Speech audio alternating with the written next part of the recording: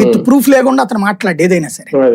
ఇప్పుడు ఈవెన్ మన భోగాపురం అయినా లేకపోతే గ్రీన్ కోడ్ ఇంకా చెప్పినట్లేడు, అంతకుముందు ఏంది గూగుల్ అయినా అతను డేటా లేకుండా చెప్పడు, పవర్ పాయింట్ ప్రజెంటేషన్ తో సహా చూపెడతాడు. అది పక్కాగా ఉంటది.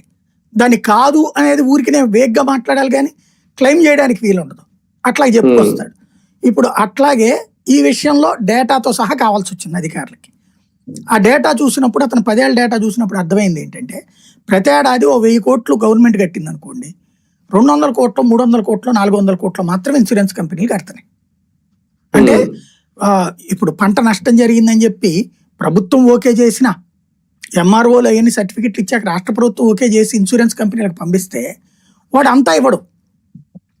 ₹1,00,000 అవసరమైన చోట 30,000 ఇస్తాడు, 2 లక్షలకు పోయిన చోట 50,000 ఇస్తాడు, వాడి లిమిట్ ఆడికి ఎంత ఉందో అంతే ఇస్తాడు. ఈ లెక్కను చూసుకున్నప్పుడు ₹1,00,000 ప్రభుత్వం కడితే 30-40,000 మాత్రమే అక్కడ ఇస్తున్నాడు ఇన్సూరెన్స్ కంపెనీ వాడు. 60,000 ఆడు సంపాదించుకుంటున్నాడు, మిగుల్చుకుంటున్నాడు. దాంతో ఇతను ఒక చాలా ఇన్డెప్త్ పాయింట్తో కేంద్ర ప్రభుత్వానికి ఒక అప్లికేషన్ పెట్టాడు. మేము ఇప్పుడు దాంట్లో ఏంటి, ఈ ఇన్సూరెన్సుల్లో రైతు ఒక ₹10 కడితే, రాష్ట్ర ప్రభుత్వం ₹40 కడితే, కేంద్ర ప్రభుత్వం ₹50 కడుతుంది, లేదా కేంద్ర ప్రభుత్వం 40 కడుతుంది, రాష్ట్ర ప్రభుత్వం 50 కడుతుంది. ఇట్లా ఏదో సంథింగ్ ఒక ఫార్ములా ఉందన్నమాట.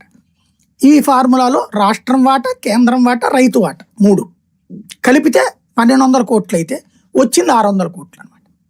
ఈ లెక్కన ఇతను ఏమన్నాడంటే